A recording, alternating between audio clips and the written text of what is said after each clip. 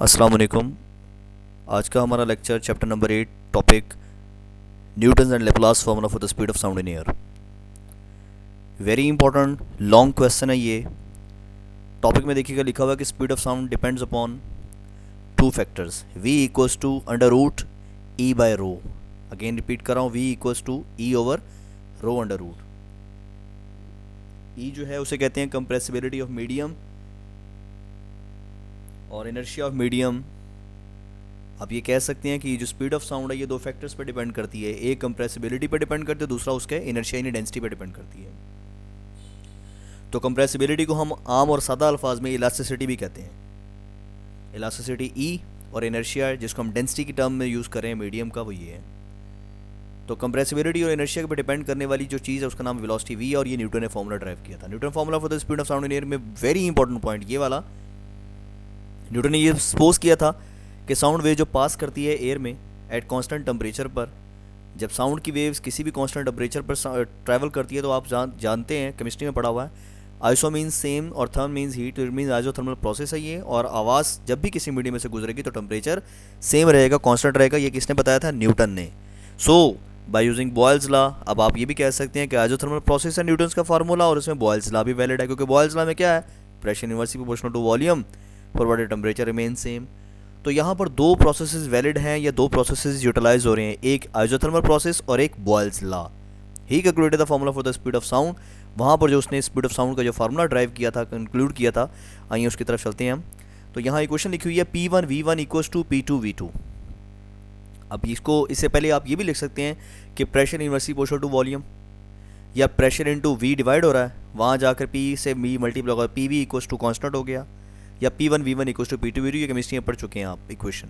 P1V1 equals to P2V2। When sound wave passes pressure increase and volume decrease. Sound wave pass करेगा तो pressure increase हो जाएगा और volume क्या हो जाएगा? डिक्रीज। तो PV की जगह पर जरा गौर कीजिएगा, P1V1 यहाँ P1V1 समझ लें, P2V2 यहाँ P2V2 समझ लें।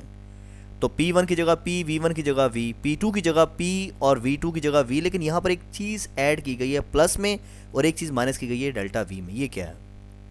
ज़रा गौर कीजिएगा। फ़र्ज़ करें अगर मैं कहता हूँ कि यहाँ पर कोई एक सिलेंडर हो हमारे पास, मूवेबल सिलेंडर, उसके ऊपर ज़ोर लगाएंगे ऊपर से। जब ऊपर से ज़ोर लगाएंगे तो बताएंगे प्रेशर बढ़ता जाएगा और वॉल्यूम क्या होता जाएगा? कम होता जाएगा। तो प्रेशर के बढ़ने से P plus delta P plus है, इंक्रीज हो रहा है, और वॉल्यूम के कम होने से V माइनस डेल्टा V, तो डेल्टा V नेगेटिव में, इट मीन्स वॉल्यूम कम हो रहा है। तो PV equals to P plus del T, V minus del V। हमको मल्टीप्लाई करते हैं तो PV वैसे आ गया, इधर PV से मल्टीप्लाई होगा तो PV आ गया, फिर P डेल्टा V से मल्टीप्लाई होगा P minus delta V, P delta V, फिर डेल्टा P V से मल्टीप्लाई होगा तो V इंटू डेल्टा P, और लास्ट में delta P delta V multiply हो रहा है तो ये माइनस में। लेकिन एक बात याद रखिएगा, ये बहुत छोटी वैल्यूज़ हैं डेल्टा P और डेल्टा V, क्योंकि ये स्मॉल वैल्यू है। क्यों? Delta P change in pressure, delta V change in volume. तो change in pressure and change in volume दोनों के दोनों स्मॉल होने की वजह से हम लिखते हैं यहाँ पर कि it is a small quantity, so it is neglected. जिसको डिलीट कर दें आप, यानी ख़त्म कर देंगे, ये जीरो के इक्वल है। तो बाकी हमारे पास फैक्टर क्या बच गया? PV बच गया, इधर भी PV बच गया, इधर P डेल्टा V आ गया और इधर V डेल्टा V P आ गया। यहाँ PV से PV क्या हो गया? कैंसर। या PV को उस तरफ ले जाएं तो ये प्लस है, उधर जाकर क्या हो जाएगा? माइनस से खत्म हो गया, तो यहाँ क्या रह गया? जीरो। बाकी क्या रह गया? Minus P delta V plus V delta V। अब प्रेशर P इक्वल्स टू क्या होगा यहाँ पर? V के इक्वल। कैसे? ज़रा गौर कीजिएगा। यहाँ पर मैं आपको बताता चलूँ कि अगर सपोज मैं ये कहता हूँ कि ये माइनस का फैक्टर उधर जाकर क्या हो जाता है? प्लस का फैक्टर। तो अकेला यहाँ पर क्या रह गया? P, क्योंकि इसके साथ जो डेल्टा V है वो इसके नीचे डिवाइड हो जाएगा। किसके नीचे डिवाइड होगा? डेल्टा P के नीचे। तो अगेन रिपीट कर रहा हूँ क्या, कि माइनस P डेल्टा V है, जब उसको राइट साइड पर लेके जाएंगे तो ये प्लस हो जाएगा। तो यहाँ पर P के साथ मल्टीप्लाई क्या हो रहा होगा? Delta V। P के साथ क्या मल्टीप्लाई हो रहा होगा? Delta V। अब P के साथ जो डेल्टा P V मल्टीप्लाई हो रहा होगा वो डेल्टा V इस V डेल्टा P के नीचे आकर डिवाइड हो जाएगा। तो ज़रा गौर कीजिएगा, P इक्वल्स टू, यहाँ पर देखें, यहाँ पर डेल्टा P हो गया डिवाइडेड बाय ये वाला डेल्टा V नीचे आ गया, और इसके साथ जो V है वो भी नीचे आ जाएगा। तीन डिवीजन में क्यों किया हमने डिवाइड? ताकि एक स्टेटमेंट बन जाए हमारे पास। कौन सी स्टेटमेंट? ज़रा गौर करें। डेल्टा P को लिख दिया क्या? स्ट्रेस। मैट्रिक में पढ़ा आप लोगों ने, चेंज इन प्रेशर है जो फोर्स पर यूनिट एरिया के इक्वल होती है, वो स्ट्रेस के इक्वल है। और ये डेल्टा V और V चेंज इन वॉल्यूम और ओरिजिनल वॉल्यूम, इसको कहते हैं स्ट्रेन। और स्ट्रेस ओवर स्ट्रेन किसके बराबर होता है? इलास्टिसिटी E के। तो P इक्वल्स टू E हमने प्रूव कर लिया, और इस इक्वेशन को वो फर्स्ट इक्वेशन में पुट कर दें जो हमने सबसे ऊपर पढ़ी है, ये वाली इक्वेशन जो न्यूटन ने हमें बताई थी, V equals to E over rho under root. अब हमने क्या प्रूव किया? E की जगह पर हमने प्रूव कर दिया P। हमारा फॉर्मूला क्या बन गया, ज़रा गौर करते हैं। हमारा फॉर्मूला बन गया v velocity equals to e over rho under root. ये तो फॉर्मूला था न्यूटन वाला। हमने इस e की जगह पर क्या प्रूफ किया कि ये e किसके इक्वल है, p के इक्वल। तो रिजल्ट क्या बन गया, v equals to p over rho under root. p क्या है, एसटीपी के ऊपर स्टैंडर्ड टेम्परेचर, प्रेशर के ऊपर प्रेशर की वैल्यू 1.01 10⁵ न्यूटन पर मीटर स्क्वायर, ये प्रेशर है। और रो डेंसिटी 1.29 किलोग्राम पर मीटर क्यूब, ये डेंसिटी है। दोनों को यहाँ पुट अप करेंगे तो 1.01 10⁵ डिवाइड बाय 1.29 तो 280 मीटर पर सेकंड रिजल्ट है। And experimental value of the speed of sound is 332 metre per second. ये थ्योरेटिकल वैल्यू आई है जो न्यूटन ने कैलकुलेट की 280, लेकिन असल वैल्यू जो एक्सपेरिमेंट के लिहाज से वो कितनी है, 332 मीटर पर सेकंड। और उसके लिहाज से 16% का एरर बनता है इसमें। कितने परसेंट का एरर आता है, 16% का, क्योंकि ये 16% एक्सपेरिमेंटल वैल्यू ज़्यादा है और थ्योरेटिकल वैल्यू 16% कम है। तो लैपलास ने इसको करेक्ट किया, इसकी गलती को न्यूटन को, जिसकी वजह से दूसरा लॉन्ग क्वेश्चन अब अगेन स्टार्ट हो रहा है यहाँ पर, Laplace correction. Very very and most important long question, Laplace correction. तो लैपलास क्या कहता है, उसके बरक्स चलता है न्यूटन के। लैपलास कहता है कि during compression and rarefaction temperature of system changes. वो कहता था कि टेम्परेचर कांस्टेंट है और ये कह रहा है टेम्परेचर चेंज होता है। वहाँ पर यहाँ पर कंप्रेशन और रेयरफेक्शन में एनर्जी ट्रांसफर होती है एक प्लेस से दूसरी प्लेस पे, तो due to fast response under adiabatic process. ये एक चैप्टर 11 में आप लोग पढ़ चुके हैं। एडियाबैटिक प्रोसेस की वजह से एनर्जी की जो ट्रांसफरिंग होती है एक जगह से दूसरी जगह पर, वहाँ कंप्रेशन और एक्सपेंशन टेक प्लेस होती है। तो वो एक्सपेंशन और कंप्रेशन जो टेक प्लेस होती है वो फास्ट रिस्पांस है। आप ये समझिए एब्रप्ट चेंजेस आते हैं, क्विक चेंजेस आते हैं यहाँ पर। इसलिए हम यहाँ पर यूज़ कर सकते हैं कि यहाँ पर बॉयल्स लॉ वैलिड ही नहीं होता। जब बॉयल्स लॉ वैलिड नहीं होगा तो यहाँ कौन सा लॉ वैलिड होगा, यहाँ होगा एडियाबैटिक लॉ। और एडियाबैटिक प्रोसेस चैप्टर 11 में पढ़ चुके हैं, मैं आप लोगों को पहले पढ़ा चुका हूँ। वो इक्वेशन क्या पढ़ी थी हमने, PV raise to the power gamma equals to constant and gamma equals to CP over CV. CV is the specific heat of a gas at constant pressure, CV is the specific heat of a gas at constant volume. Air की बात करते हो तो gamma की वैल्यू 1.4। Process में हम ये कह सकते हैं, अगर बॉयल्स लॉ के फॉर्मेट को हम यूज़ करना चाहें, जैसे P1 V1 equals to P2 V2, वैसे वैलिड नहीं होता यहाँ, लेकिन अब उसके फॉर्मेट को यूज़ करना चाहें तो इक्वेशन क्या बनेगी, P1 V1 equals to P2 V2। P1 V1 की जगह पर V पावर गैमा, P1 की जगह P, V1 की जगह V पावर गैमा, P2 की जगह P प्लस डेल्टा P और V2 की जगह V माइनस डेल्टा V। अब यहाँ पर एक कंडीशन है, यहाँ P1 V1, यहाँ P2 और V2, लेकिन यहाँ V की पावर गैमा, तो यहाँ पर भी V की पावर क्या हो जाएगी, वॉल्यूम की पावर गैमा। इस पावर को ख़त्म करना है, यहाँ PV गैमा वैसे आ गया, इसको मल्टीप्लाई कर नहीं सकते। जब मल्टीप्लाई नहीं कर सकते तो यहाँ से V की पावर गैमा कॉमन निकालेंगे। तो जब V बाहर निकालेंगे तो साथ V की पावर गैमा भी क्या आ जाएगा, कॉमन। तो बाकी अंदर क्या रह गया, V की जगह पर 1 minus delta V over V। तो delta V divided by V, और टोटल की पावर क्या हो गया, गैमा।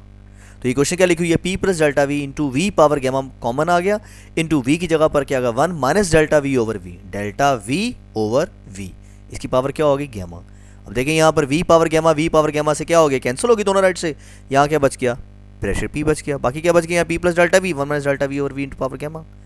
यहाँ पर हम इस पावर को ख़त्म करने के लिए अंडर रूट तो ले नहीं सकते, क्योंकि ये पावर 2 नहीं है, 3 नहीं है, 4 नहीं है।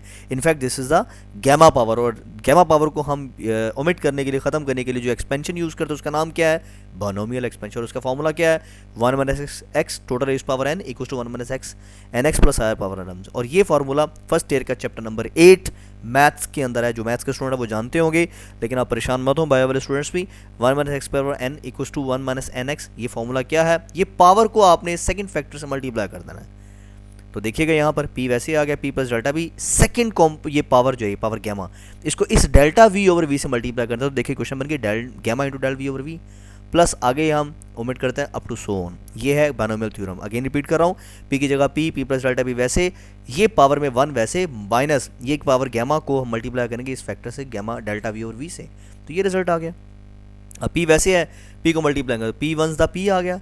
फर्स्ट को अब सेकंड से मल्टीप्लाई करेंगे, सेकंड को फर्स्ट से मल्टीप्लाई करेंगे, फर्स्ट को फर्स्ट से, फर्स्ट को सेकंड से, सेकंड को 1 से और सेकंड को सेकंड से मल्टीप्लाई करेंगे। Simple mathematics. तो देखिएगा ज़रा और करें, P माइनस गैमा P, ये P आ गया, फिर यही P इसके साथ मल्टीप्लाई हो रहा है। तो रिजल्ट क्या बनेगा, gamma P delta V over V।